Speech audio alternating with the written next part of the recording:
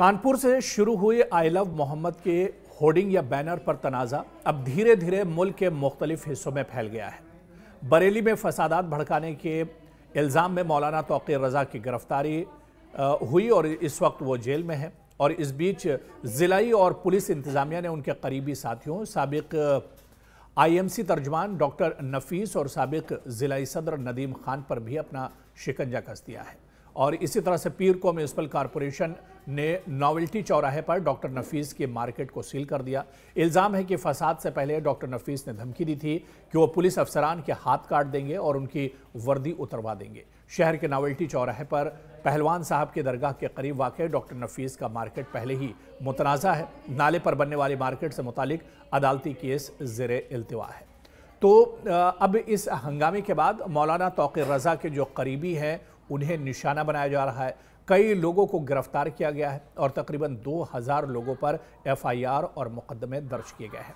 यानी कानपुर से जो हंगामा शुरू हुआ था या कानपुर से जो मसला शुरू हुआ था, अब ये कौमी सतह पर और नेशनल लेवल पर अब एक तरह से इसकी गूंज सुनाई दे रही है। सिर्फ बरेली या कानपुर ही नहीं बल्कि यूपी के कई अजला में एक तरह से हालात कशीदा बने हुए हैं और उस पर इंतज़ामिया की नज़र है।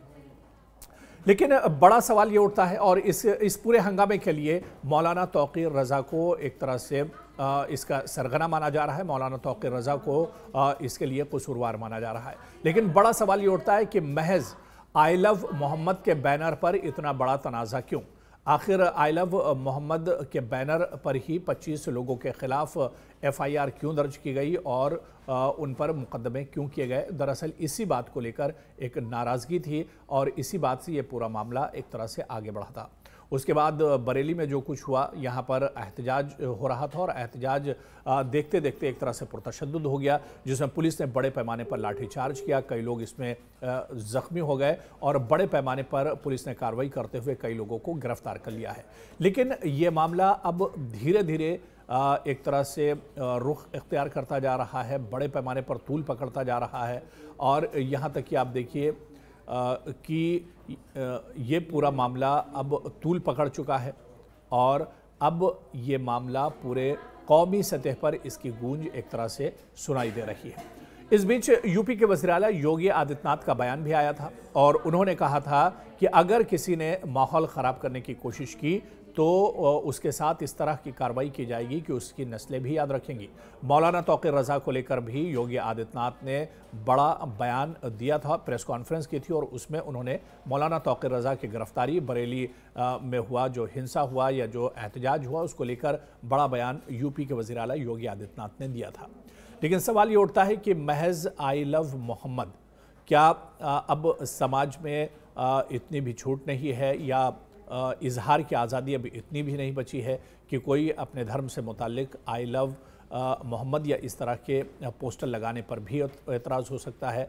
हालांकि लोगों की मांग यही थी, जो एहतजाजी थे उनकी मांग यही थी कि जिन नौजवानों पर ये केस लगाया गया है, जिन लोगों पर FIR दर्ज की गई है या जिन लोगों पर मुकदमे दर्ज किए गए हैं उन्हें वापस लिया जाना चाहिए, क्योंकि ये कोई बहुत बड़ा इशू नहीं है। लेकिन इंतज़ामिया और सरकार की तरफ से इस पर कोई कार्रवाई नहीं की गई और धीरे धीरे ये मामला एक तरह से तूल पकड़ने लगा। इसके बाद से चाहे मसाजिद की बात की जाए, बड़ी दरगाहों की बात की जाए या जो बड़े लीडरान हैं उनकी तरफ से इस पूरे मामले पर सख्त तनकीद की गई और इस पूरे मामले पर एक तरह से बड़े पैमाने पर मजम्मत की गई।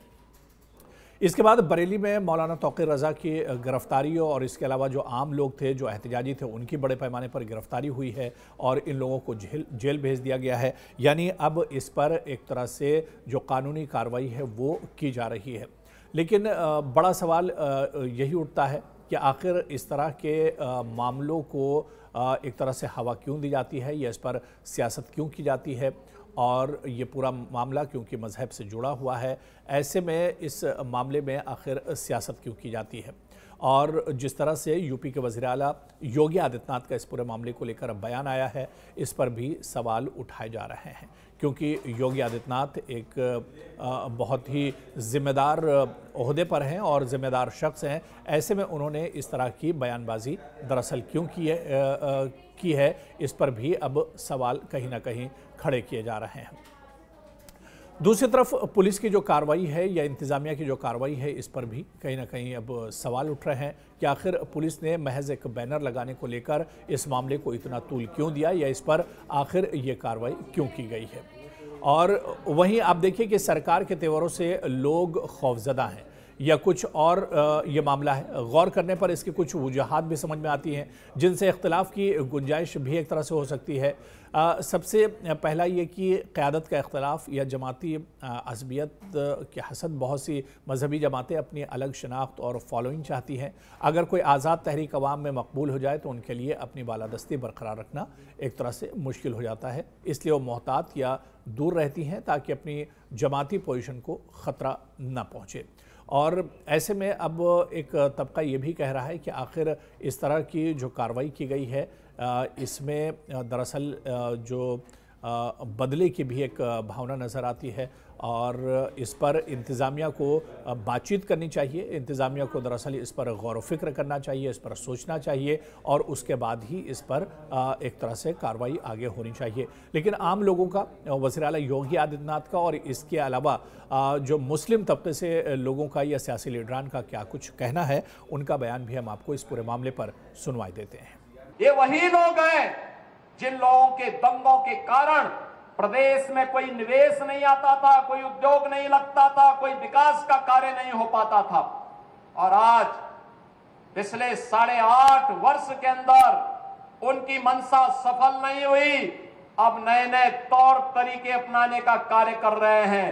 लेकिन याद रखना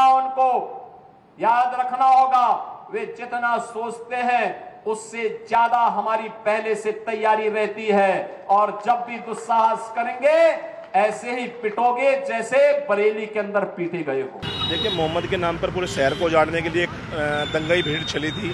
मैं यहाँ से निकल रहा था, मैंने पुलिस प्रशासन को 8:30 पौने 9 बजे सूचना दी थी। 2-3 पुलिस वाले भी खड़े थे, उनको सूचना दी थी। पौने 9 बजे से जमावड़ा लग गया था। हमारे सभी सनातनी भाई सिर्फ पुलिस के संपर्क में रहे और पुलिस ने ही इस मामले को इतना अच्छा बनाया है। और अब हिंदू रक्षा दल ये चाहता है कि ये जो उपद्रवी भीड़ है इस पर कार्रवाई की जाए। अगर ना हुई जैसे देखिए, हिंदू रक्षा दल ने एक आह्वान किया है कि कल 2 बजे हिंदू रक्षा दल की पूरी टीम पहुंचेगी डीएम कार्यालय। और जिस तरह की मोहम्मद के नाम पर ये पूरे देहरादून को उजाड़ना चाहते थे, जिस तरह की भीड़ थी, और सुनने में आ रहा है कि यहाँ पर ऐसा भी सुनने में आया है कि यहाँ ललित शर्मा आ गया और इसलिए वो भगदड़ मची। ललित शर्मा जब आएगा तो किसी से पूछने की जरूरत नहीं पड़ेगी। ललित शर्मा खुद में एक ताकत है, हिंदू रक्षा दल खुद में एक ताकत है। हमें इन दंगइयों से डरने की जरूरत नहीं। हमने पुलिस प्रशासन को बराबर में लूप में ले गए। अगर हम पुलिस प्रशासन को पौने 9 बजे फोन ना करते तो शायद यह घटना, यह भीड़ बाजार की तरफ जाती और बाजार में लूटपाट भी करती। देखिए, हिंदुस्तान के अंदर प्यार और मोहब्बत करना गुनाह हो गया है। हिंदुस्तान की तहजीब, हिंदुस्तान का कल्चर और हर मज़हब का कल्चर मोहब्बत है। कुछ लोगों ने अपने नबी से मोहब्बत का इजहार करा। मोहब्बत का इजहार करने पे नीचे कुछ डिफेमेटरी कमेंट्स आए, ऑब्जेक्शनेबल कमेंट्स आए। ऑब्जेक्शनल कमेंट्स को लेकर यहाँ पर लोग इकट्ठा हुए और इकट्ठा होने के बाद जिस तरह से पुलिस ने लाठियाँ बांधी, जो बर्बरता पुलिस ने दिखाई है, शायद ये लोकतंत्र के लिए खूबसूरत तस्वीर नहीं है। इस भारत देश में सबको लोकतांत्रिक अधिकार है, वो प्रोटेस्ट करें, अपनी बात पहुँचाएँ आगे तक। लेकिन जिसके बाद यहाँ जो बर्बरतापूर्वक लाठियाँ चली हैं वो कहीं ना कहीं वो निंदनीय है। लेकिन मैं ये भी कहता हूँ, हम किसी तरह के वायलेंस को सपोर्ट नहीं करते हैं। जो युवा आ रहे हैं, जो युवा इकट्ठे हो रहे हैं, वो इस चीज़ का ध्यान रखें कि किसी भी प्रोटेस्ट में वायलेंस ना करें। ये देश हमारा है, इस देश की संपदा हमारी है, देश की संपदा का नुकसान हमारा नुकसान।